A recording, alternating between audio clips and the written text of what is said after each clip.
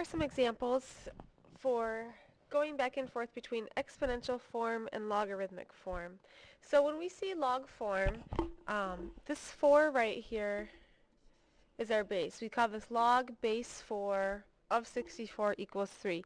To get this into exponential form, the first thing we need is the base. So it's a base of 4. Now we need an exponent to go with that base. And the exponent always comes from the other side of the equal sign. So it becomes 4 to the third power equals, and then what we're taking the log base 4 of, so it's of that 64, that is what goes over here. So we have 4 to the third power equals 64. That's exponential form. We just leave it like that. We don't have to simplify that any further. Now our next one, to write in exponential form, first just figure out what your base is, and we write the 1/3 first. So 1/3 raised to what power? The exponent comes from the other side of the equal sign, so 1/3 to the second power, and then it equals, what are we taking the log of? We're taking the log of the 1/9. So 1/3 to the second power equals 1/9.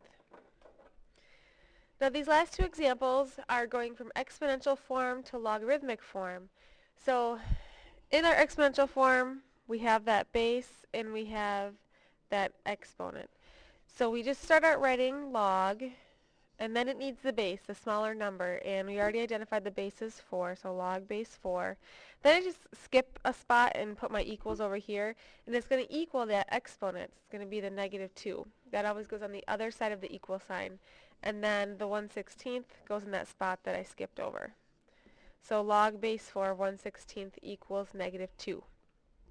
And then our last one, again, identify the base, identify the exponent. So we write out log, now I need to put in the base, which we said was 2, log base 2, skip a spot, it equals the exponent, 4, and what are we taking the log of? We're taking the log of 16. So log base 2 of 16 equals 4.